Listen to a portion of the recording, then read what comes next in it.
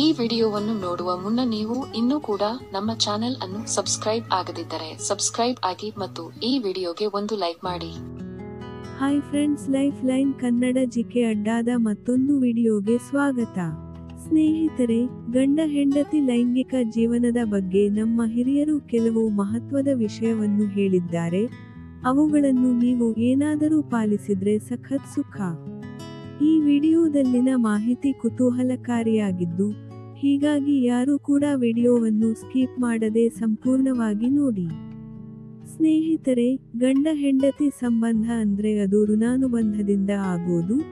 ಹೀಗೆ ಇರುವಾಗ ನಮ್ಮ ಹಿರಿಯರು ಕೆಲವು ವಿಷಯಗಳನ್ನು ತಿಳಿಸಿದ್ದಾರೆ.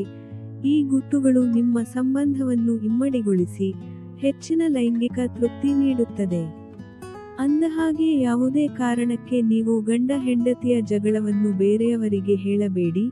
ಅದರಲ್ಲೂ ನಮ್ಮ ವೈಯಕ್ತಿಕ ವಿಚಾರಗಳನ್ನು ಇತರರ ಮುಂದೆ ಹಂಚಿಕೊಳ್ಳಬೇಡಿ. ಅದರಂತೆ ಹೆಂಗಸರು ಮನೆಯಲ್ಲಿ ಅಡ್ಡದಿಡ್ಡಿಯಾಗಿ ಮಲಗಬಾರದು. ಹೀಗೆ ಮಲಗಿದ ಹೆಂಗಸರ ಜೊತೆಗೆ ಸಂಭೋಗ ಮಾಡಬಾರದು. ಯಾಕೆಂದರೆ ಇದು ವೈಜ್ಞಾನಿಕವಾಗಿ ಇರಲ್ಲ, ಅನೇಕ ಸಮಸ್ಯೆ ತರಬಹುದು.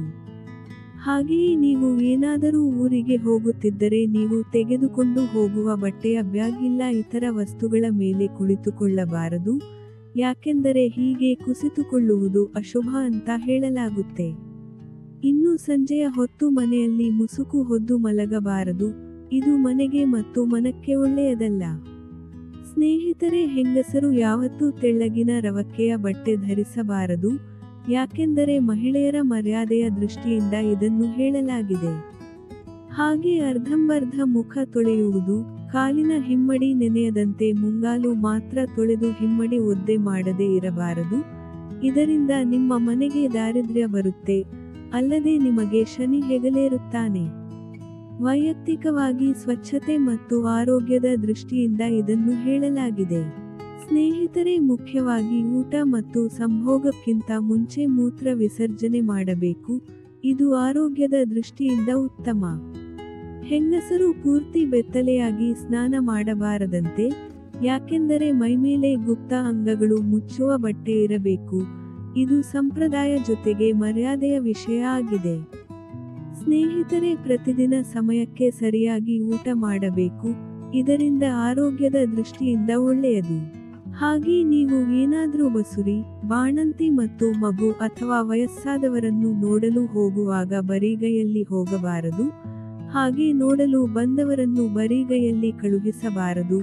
ಕನಿಷ್ಠ ನೀರನ್ನಾದರೂ ಕೊಡಬೇಕು, ಇದು ಮನುಷ್ಯತ್ವ.